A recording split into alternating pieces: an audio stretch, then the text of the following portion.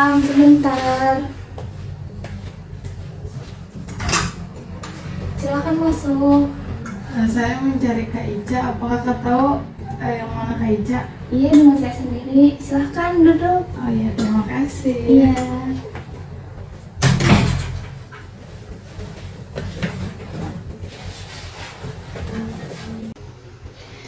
Ada apa kamu mencari kakak? Apakah ada permasalahan atau sesuatu yang kamu ingin ceritakan?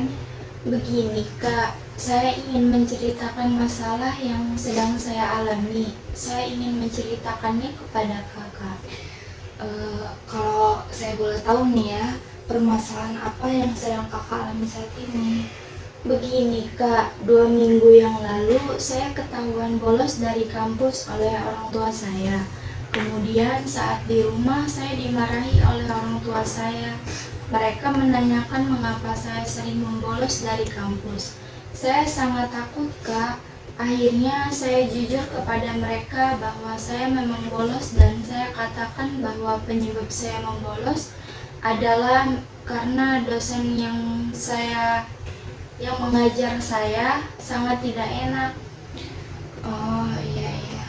Kalau boleh tahu, dalam kurun waktu 1 bulan ini sudah berapa kali kakak bolos? Apakah lebih dari 3 kali? Sudah 5 kali kak. Baik. Saya benar-benar takut kak. Saya takut dimarahi oleh orang tua saya. Saya sangat takut kak. Saya kurang paham nih tentang rasa ketakutan kakak itu seperti apa. Apakah boleh tahu rasa ketakutan seperti apa yang sedang kakak rasakan saat ini? Saya sangat takut kalau seandainya nanti orang tua saya bakal memberhentikan saya kak, memotong uang belanja saya, dan saya sangat takut kak, saya tidak akan diperbolehkan lagi bergaul dengan teman-teman saya. Nah, sekarang coba kakak jelaskan bagaimana perasaan kakak dari peristiwa yang sedang kakak alami saat ini. Yang saya alami sekarang kak, saya sangat takut, saya merasa tidak memiliki arti. Saya malu kak, dan saya sangat tertekan, sehingga saya sangat takut dan saya ingin lari dari masalah yang saya alami ini kak. Iya, saya sangat mengerti dan prihatin terhadap masalah yang sedang kakak alami saat ini.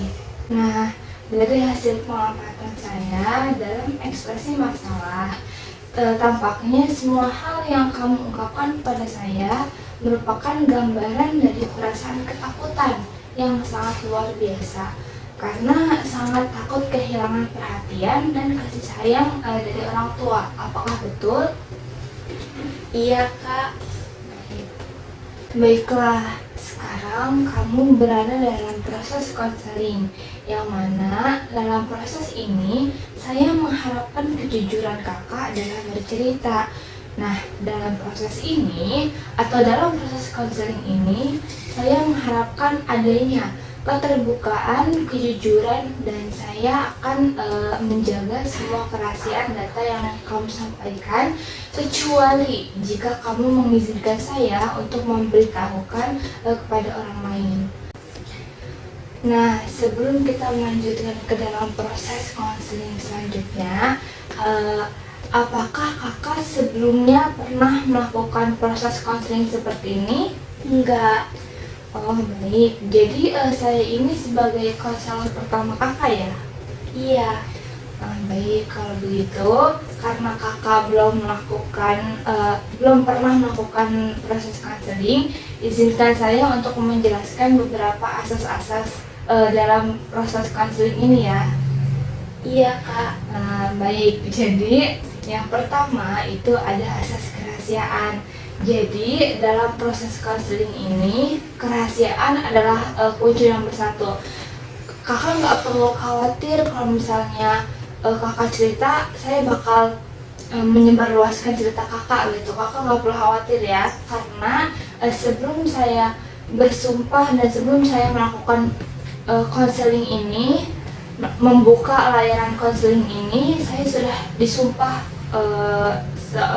untuk menjadi seorang konselor yang mampu merahasiakan permasalahannya dari klien. Yang kedua itu ada asas keterbukaan.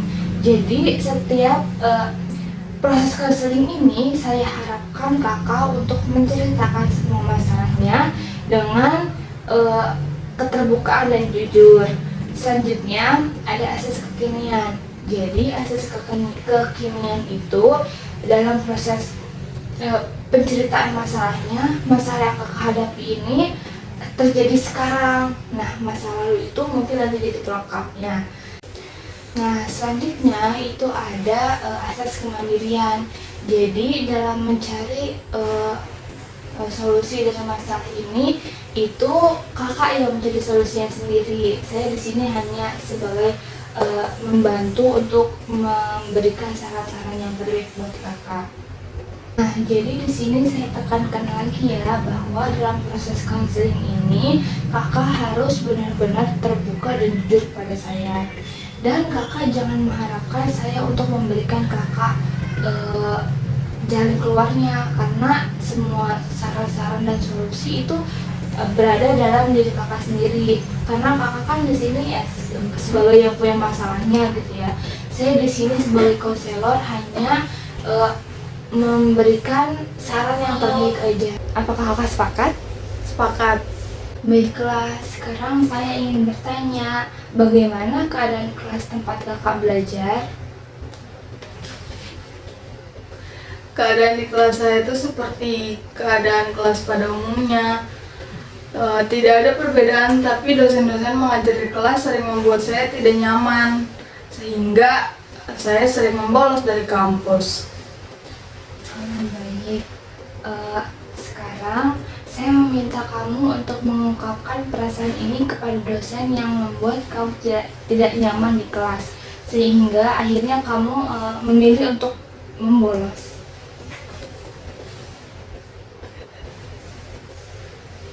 Saya bingung Kak ngungkapin perasaan sayanya.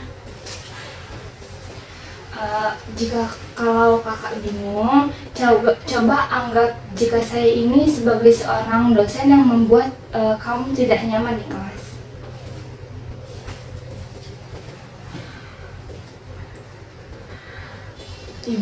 Ibu tahu nggak kalau saya itu tertekan belajar sama ibu. Saya sangat muak sama cara ibu mengajar. Ibu cuma bisa membentak saya, tidak memberikan saya kebebasan dalam berpendapat, dan selalu ingin menang sendiri. Ibu tahu saya benar-benar muak melihat ibu, sehingga saya selalu membolos dari jam pelajaran ibu karena agar ibu memperhatikan perasaan saya di kelas. Baik. Oke, sekarang kita telah mengetahui bagaimana perasaan kamu kepada dosen yang membuat kamu ini sering membolos dari kelas. Nah, sekarang kan fokus permasalahan kita tuh adalah perilaku membolos ya. Mengenai tindakan membolos, apakah kamu merasa itu bagian dari tindakan pelarian atas rasa ketidakpuasan kamu pada dosen di kelas? Iya Kak, kalau nginget dosen itu saya benar-benar emosi dan kebawa suasana gitu. Marah, saya tuh suka marah Kak. Saya memang merasakan tindakan saya membolos ini merupakan salah satu upaya pelarian saya. Tapi dari keadaan kelas yang tidak sesuai sama harapan saya Kak. Iya, kakak memaklumi. Kamu memang mungkin terbawa suasana. Kamu merasa bahwa tindakan membolos ini memang sebagai pelarian dari suasana tidak menyenangkan di kelas. Tapi sadar gak sih bagaimana akibat dari tindakan membolos ini pada diri sendiri maupun pada orang tua?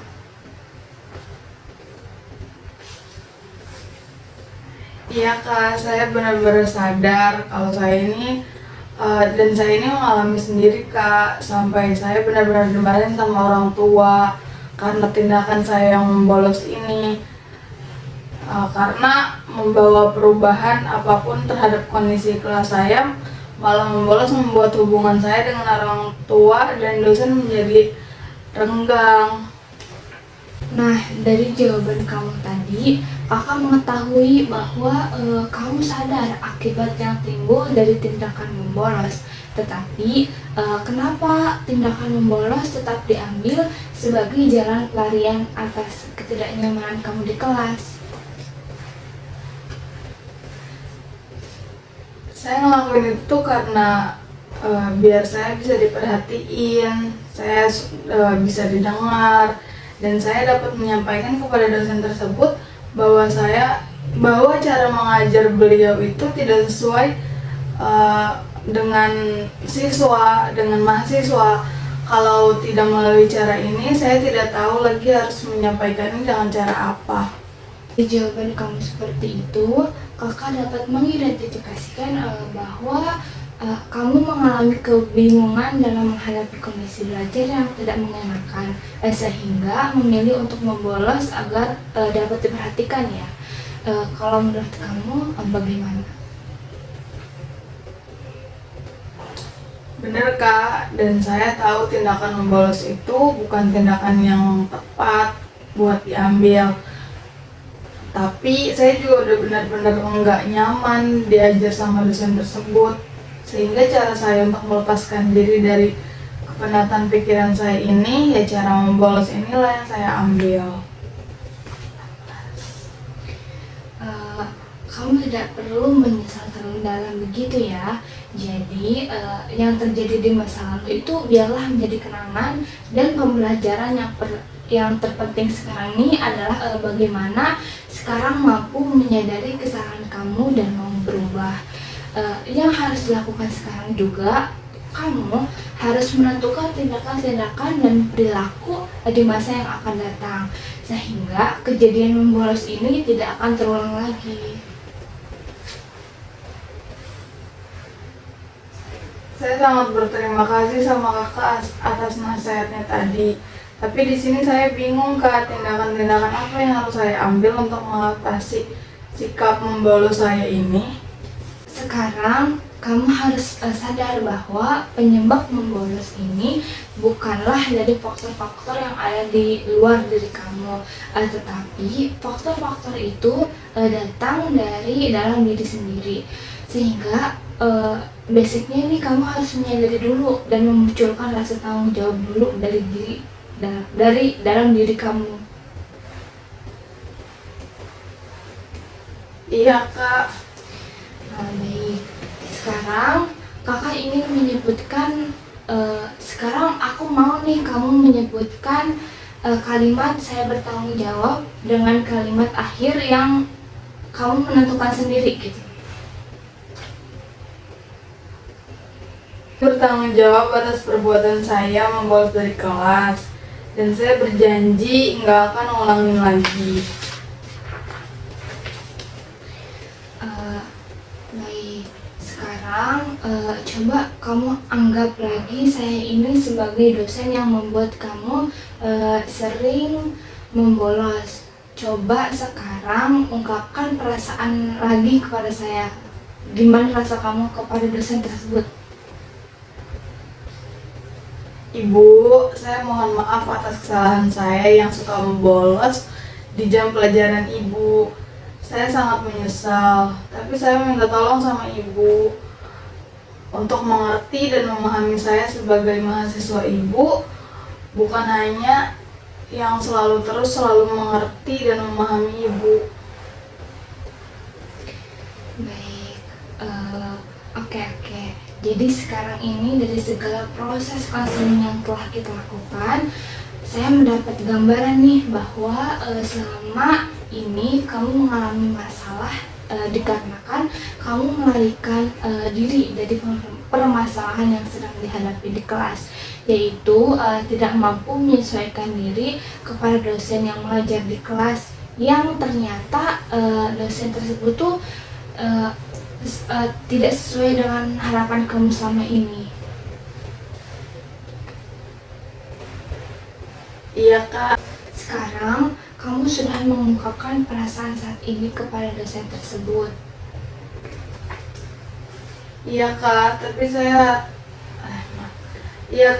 apa yang harus saya lakuin sekarang Kak untuk ngatasin perilaku yang suka bolos yang ada pada diri saya. Kalau kamu bingung, sekarang saya akan memberikan beberapa pengarahan yang bisa kamu pilih untuk mengatasi masalah tersebut. Nah, adapun pengarahan yang saya ajukan itu yang pertama, coba kamu untuk menjauhi lingkungan-lingkungan yang bisa memancing kamu untuk membolos. Kamu bisa memilih lingkungan-lingkungan yang lebih baik dan bisa menerima kamu, sehingga bisa mengurangi keinginan kamu untuk membolos. Nah, yang kedua, coba untuk menyesuaikan diri terhadap berbagai kondisi lingkungan yang ada di hadapan kamu. Kamu harus siap, sebab kita tidak selamanya mendapatkan lingkungan yang sesuai dengan keinginan kita. Nah, yang terakhir, kamu harus meningkatkan kemampuan komunikasi, sebab dari penjelasan atas permasalahan yang timbul itu menyiratkan bahwa kamu itu kurang memiliki kemampuan berkomunikasi yang lebih baik kepada dosen. Nah, sehingga jadi dosen itu nggak ngerti gitu tuh maksud dari tindakan yang udah kamu lakuin itu. Jadi gitu. Dari beberapa pilihan yang sudah saya sampaikan, kakak mau coba pilihan yang mana? Saya nggak tahu, Kak. Baik, kalau nggak tahu kan bisa memikirkan terlebih dahulu ya. Dan saya rasa kamu cukup bijak untuk memilih salah satu solusi dari beberapa solusi yang saya arahkan tadi. Karena kamu memiliki kebebasan memilih solusi penyelesaian yang didasarkan pada perhitungan dan kelebihan yang telah kamu perhitungkan. Karena solusi dan jalan keluarnya itu berada di tangan kakak sendiri.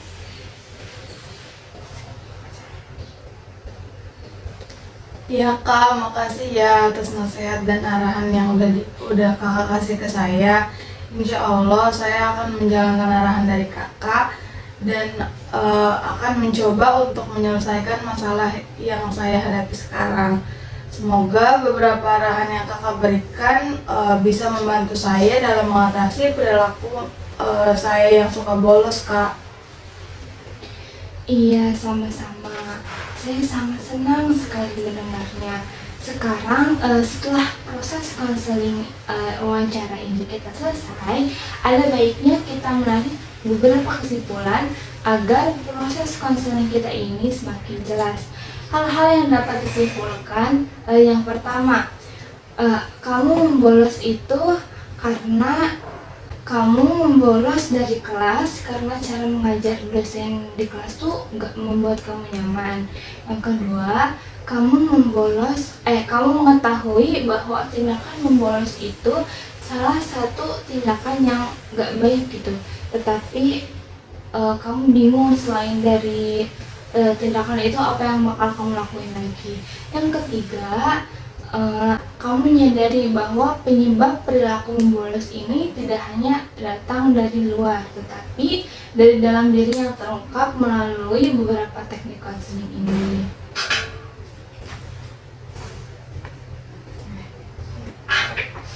Ya Kak, saya akan coba untuk lebih introspeksi diri lagi dan akan mencoba untuk memperbaiki kesalahan saya. Terima kasih ya Kak udah mau dengar keluh kesah saya dan sudah mau memberikan arahan kepada saya. Iya, sama-sama.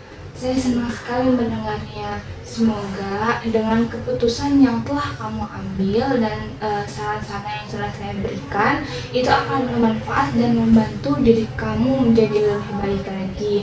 Nah, apabila nanti di kemudian hari saran-saran yang sudah saya berikan dan kayak jalan keluar yang udah kamu pikirkan itu kurang efektif, kamu bisa kembali lagi datang ke tempat saya. Nah, jika kamu nanti juga mengalami masalah kembali, kakak siap untuk membantu kamu. Sebelum kita akhiri konseling ini, saya ingin berterima kasih dulu kepada kakak karena sudah berani datang ke sini, sudah sukarela menceritakan semuanya kepada saya, dan sudah mau gitu menceritakan semuanya kepada saya. Dan